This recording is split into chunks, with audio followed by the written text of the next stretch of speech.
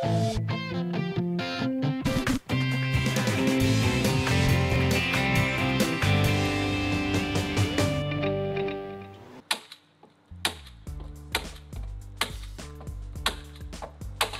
hi, I'm Derrick Ehlen. Welcome to HGTV's Design Sense. Design Sense is meant for you, the viewer, to really gain the upper hand when it comes to design, whether it's your forever home or you're just staging for that big sell.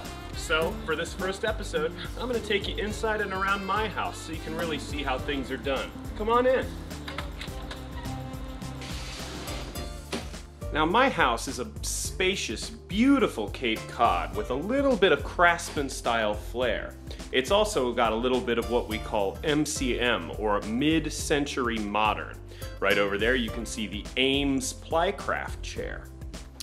As we go through the house, you'll see there are a couple guest bedrooms and a master bedroom, and we can start in there. These elegant French-style blinds really accent the room in an interesting way. And what we have here, this is called art glass, and it brings pops of color to the room. Pops of color are really important in offsetting some of the neutrals. Over here we have more examples of art glass and the centerpiece of the master bedroom, the television. Now, if you're staging a house, prospective buyers really want to see that lived-in look. And for them to imagine themselves in an environment, you need to add things that nearly every family appreciates. A television in the bedroom implies a really relaxing atmosphere, a place that any family could imagine themselves moving into.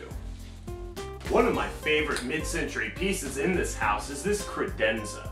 And you can see that with the antique, real 100% wood, it really is a centerpiece for the room and really acts as a conversation piece for guests.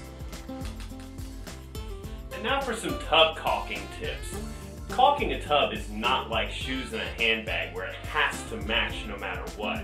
In fact, it helps to let some of the tub caulk be clear and some of it be pasty white. That allows you to kind of see through parts of it to see if there are any mildew problems or anything like that. Now, as you can see, this tub right now is doing fine. So, as long as I have that little window into the back part of the tub using different types of caulk, I know when it's time to change. Now, another component of the lived-in look is that rustic vibe. Now, as you can see right here, in this bathroom there is no fan. There's just this cold air register and then there's a window. Because of that, a lot of moisture kind of collects, which is why we have right here especially a lot of a really rustic vibe. It kind of reminds me of the homestead.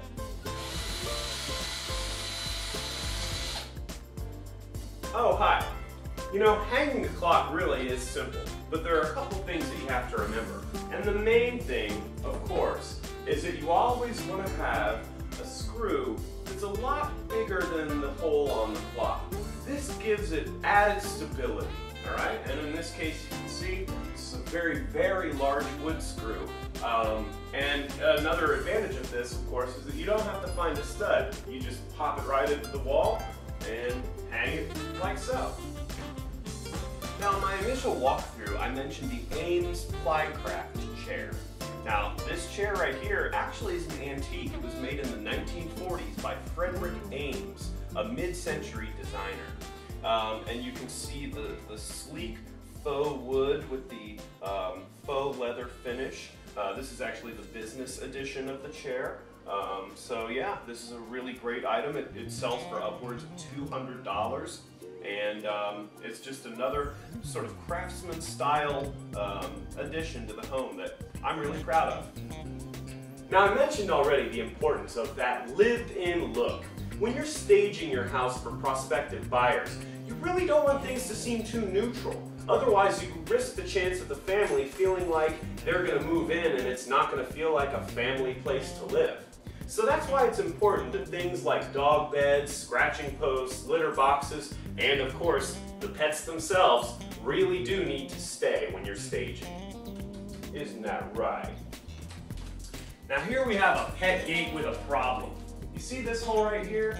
Well, when we first got our dog, he was small enough to fit through the hole, and we wanted the kitties to be able to pass back and forth throughout the kitchen.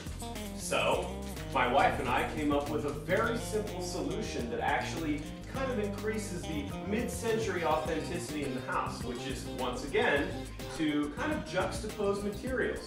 In this case, we took some very heavy gauge wire and just kind of stretched it across the opening. It's attractive, it's very mid-century, and now both the dog and the cats are happy, as well as us.